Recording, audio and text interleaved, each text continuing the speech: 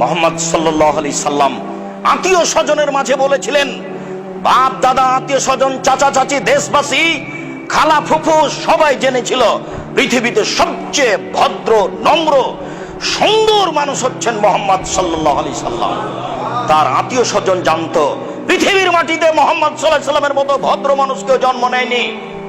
আনাস রাদিয়াল্লাহু তাআলা আনহু বলেন, আল্লাহর নবীর বাড়িতে আমি 10 বছর কাজের লোক হিসেবে ছিলাম। 10 বছরের মধ্যে তিনি বলেননি লেমা কুলতা লেমা ফালতা, এটা করলে কেন, এটা বললে কেন। এত বড় ভদ্র মানুষ আমি জীবনে কোনোদিন দেখিনি। এই ভদ্র মানুষ সবার প্রিয় মানুষ, প্রিয় আত্মীয় স্বজনের কাছে বলেছিলেন আল্লাহ একজন সপ্তম আকাশের উপরে আছে।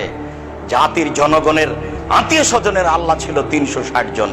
আল্লাহ যদি ছেড়ে দিতে বলেন তাহলে মানুষ মেনে নেয় কি করে? তাই তো মানুষ বলেছিল এ কি যেমন তেমন আশ্চর্য, এ কি যেমন তেমন পথ, আল্লাহুস সামাদ।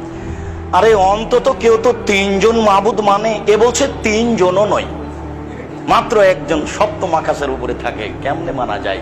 একে হত্যা করতে হবে, না হয় দেশ থেকে তাড়িয়ে দিতে হবে, নইলে জেলখানায় বন্দি করতে হবে, 3টের যে কোনো একটা করতে হবে, এটাই তাদের সিদ্ধান্ত। এত বড় ভদ্র নম্র মানুষের উপরে হক বলাও যেমন জটিল, হক মানাও তেমন কঠিন।